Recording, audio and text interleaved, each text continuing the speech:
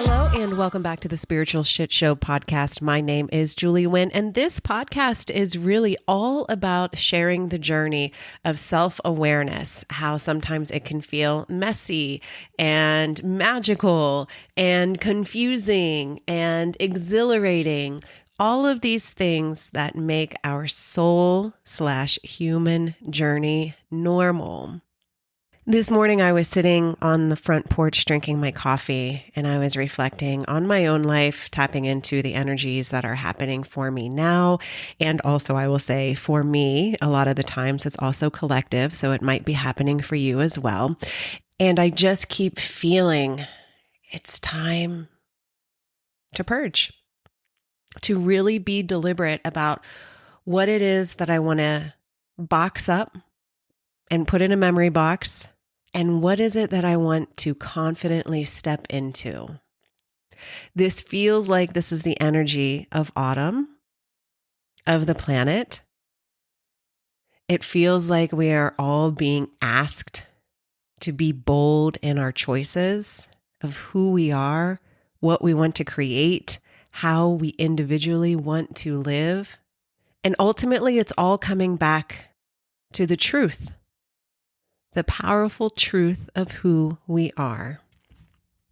As I was reflecting on all of this, my mind brought me back to the early 2000s, maybe 1990s, when blogs became a thing. And I loved reading other people's stories. It was like somebody's private journal was being shared online for me to read. And I remember when I would read other people's blogs, it was such an exhale because somebody was being vulnerable about the sticky, sometimes messy parts of life. Or I could see in particular women who were working through what it was like to be a mother or shift careers or grow within a marriage or dance with the ideas around self-image and self-love and changes and shifts. And it was all so captivating. And I think a part of that captivation was because we love peeking into other people's lives. But maybe it's also because it's easier to see the story in someone else than it is to slow down and feel our own. And in that way, we are mirrors for each other, reflections of what it means to be human. And then here's the invitation. What if we could turn that same lens inward, that same lens that piques our curiosity when we're listening to other people's stories? How can we flip that in so we can compassionately get curious about the truths and the stories that are quietly shaping our own lives? I think being vulnerable is a superpower. I think having the courage to say, you know what, I am working through this, or whoa, that is a trigger, or wow, I just had this huge aha moment about myself. I think it's courageous. I think it's powerful. And when we tenderly open our own truth, we also create space for others to do the same. And as I was reflecting on all of this vulnerability and early blogs, I was wondering if social media traded that raw honesty for perfection. The polished feed. The I have my shit together, which is a lie. Perfect body, the perfect smile, the perfect family, the perfect car, the perfect wardrobe. This now all together life, always making your life look magical by your travels and your events and your parties, hasn't really left space now for vulnerable conversations. Where's the beauty in the messy middle? I want that back. Because when we don't share our stories, we can start to feel really alone in them. And we start to wonder, is it just me who feels insecure? Is it just me who struggles with how I look and how I think and where I am in life?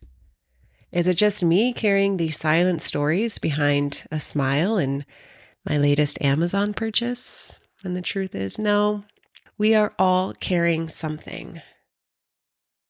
Life is like your house. And I don't know about you, but every day I am picking up something. I am putting something away. I am doing dishes. I am dusting. I am vacuuming. My house always needs my attention. There's always something to purge, dust, rearrange, donate, and appreciate. Our inner world is the same way. There's always something to grieve, something to celebrate, something to work through, something to feel, something to release. And just like you clean something every day, brushing your teeth, maybe hopping in the shower, your energetic self needs that same kind of upkeep. For me, some of my favorite daily energy practices are breathwork, visual meditations. I love the Energy Club on Monday nights. It is such a great touch point for me. I love doing voice notes with friends, which honestly is way better than any therapy I've ever had.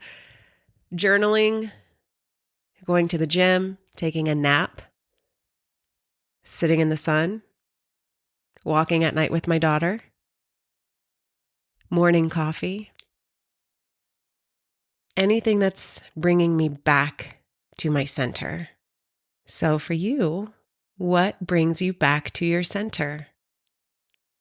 Find the rituals, the daily upkeep that make your personal house, which is your physical body, feel like a home.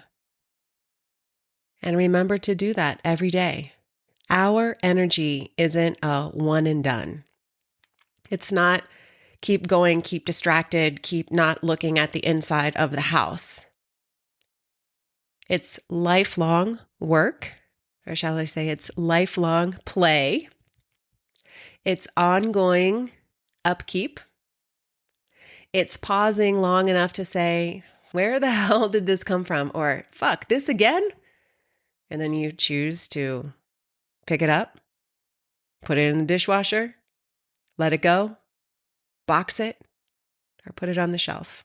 And as I said at the beginning, we're moving into autumn for most of us, which is a natural season for this kind of inner housekeeping. What do we want to box up? What do we need to dust and shine? What's the new wardrobe, the new feel, the new look that we want to step into? And all of this is the reminder that this is what it is to be human. It's not perfect. It's not polished. It's not always I have my shit together. But it is beautiful and messy and honest and human. Growing, shifting, purging, resting, and celebrating along the way. For me, I am going to do both. I am going through my closet. I'm going to think about what I have outgrown, what no longer suits me, who I've become. I'm going to purge. I'm going to clean. I'm going to tidy up. And I'm doing that in the internal. Can I celebrate who I have become this past year?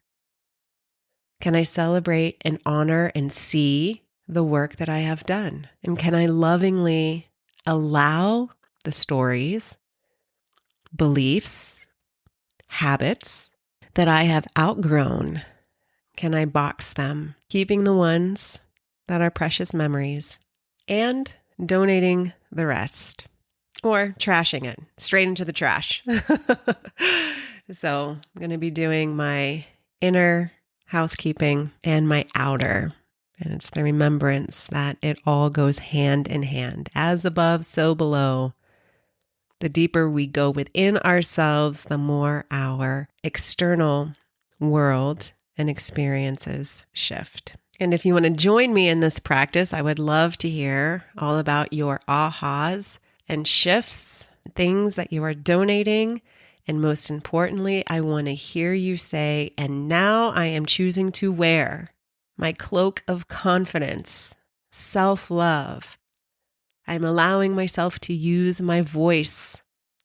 I am allowing myself to try new things. I am leaning deeper into love. I am opening up into the possibilities of having healthy partnerships, relationships, friendships. I am now choosing to allow myself to ... fill in those blanks and compassionately, lovingly release the old. All right. Thank you for being here. All my love to you, to us, and may each of us continue to root deeper into the truth and the light of who we are. Till next time.